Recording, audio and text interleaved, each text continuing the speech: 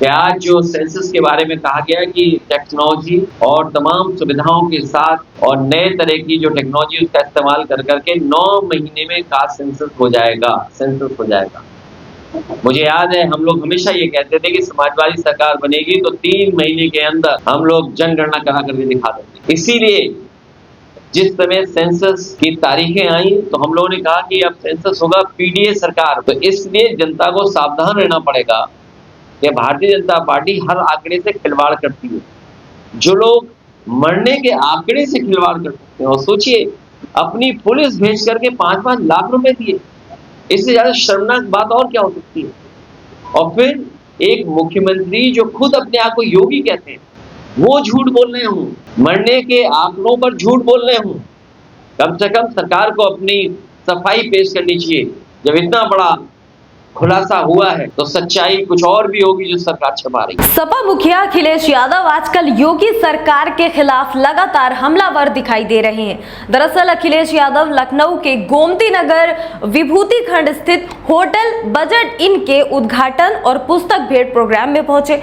अखिलेश यादव ने इस मौके पर बयान में ये कहा कि कारोबार लोगों को जोड़ता है, नौकरी और रोजगार देता है, लेकिन भाजपा नफरत फैलाने का काम करती है। उन्होंने योगी सरकार की नीतियों के आधार पर एक बार फिर से जोरदार हमला किया है। अखिलेश यादव ने यह कहा कि बीजेपी सरकार में भ्रष्टाचार, महंगाई, बेरोजगारी चरम पर है। भ्रष्टाचार के कारण अन्याय, अत्याचार हो रहे, वसूली और जमीनों की लूट हो रही है। इस सरकार में किसी को न्याय नहीं मिल रहा। सपा मुखिया ने यह भी कहा कि हर वर्ग के साथ अन्याय हो रहा है।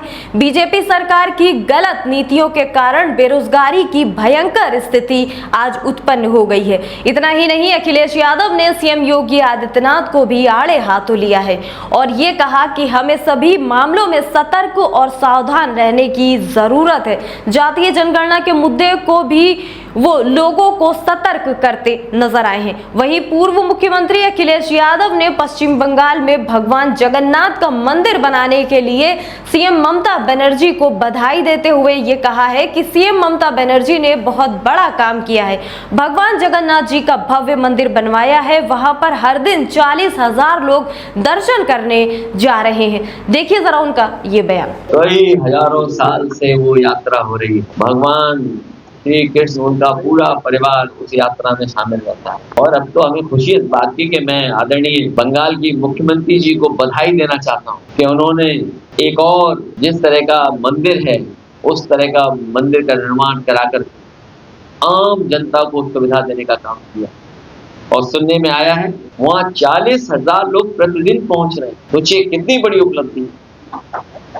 आदरणीय ममता बनर्जी जी ने काम करके दिखाया है, अब उसके खिलाफ भी लोग काम कर रहे हैं तो उन्होंने कैसे बना दिया इतना बड़ा भव्य सुंदर मंदिर।